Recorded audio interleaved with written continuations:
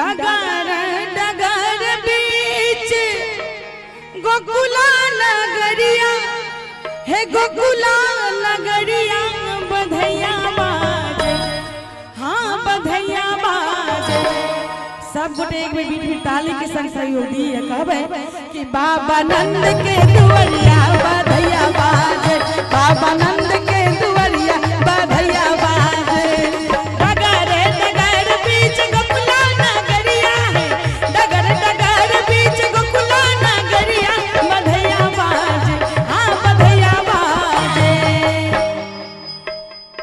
अपना घर में मुंडन उपनयन होय छै त कतेक नीक ताली बजबजाई छियै। आज तो भगवान के जन्म उत्सव में आज के कार्यक्रम भ रहल छै, तै में अहाँ सब कंजूसी करबे त केना काम चलते। कनी सब गोटे ताली बजबत कही कि बधैया बाजे बाबा नंद के दुआरिया बधैया बाजे, बाबा नंद के दुआरिया बधैया बाजे।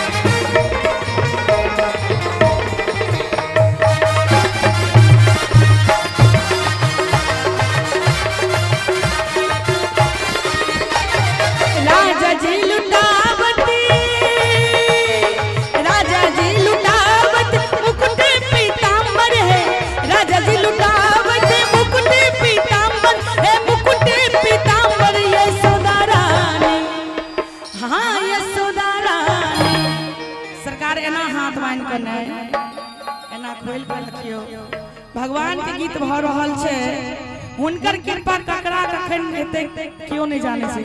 सब गोटे ताली बजबे, हाँ यशोदा रानी नाग चरते कंगन माँ यशोदा रानी, नाग चरते कंगन माँ यशोदा रानी, नाग चरते कंगन माँ यशोदा रानी।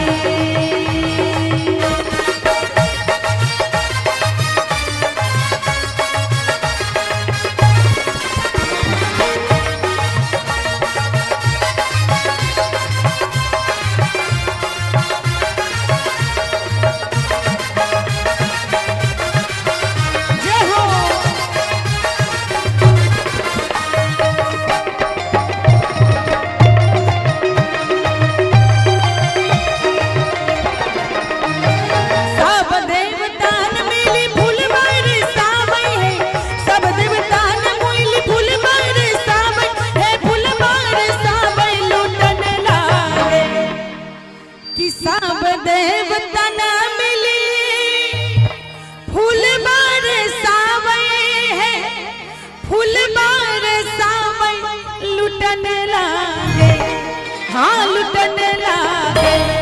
एक बार सब कुछ करी दोनों हाथ उठा दियो तो जिनका कन्हैया एक हाथ देना चाहते एक हाथ उठाए, जिनका दोनों हाथ सुरक्षित देना चाहते दोनों हाथ उठाए, जिनका लग हाथ नहीं उनका लेल कोनो बात नहीं। और ताली बजबे कहबे कि सब लोग भैया लुटन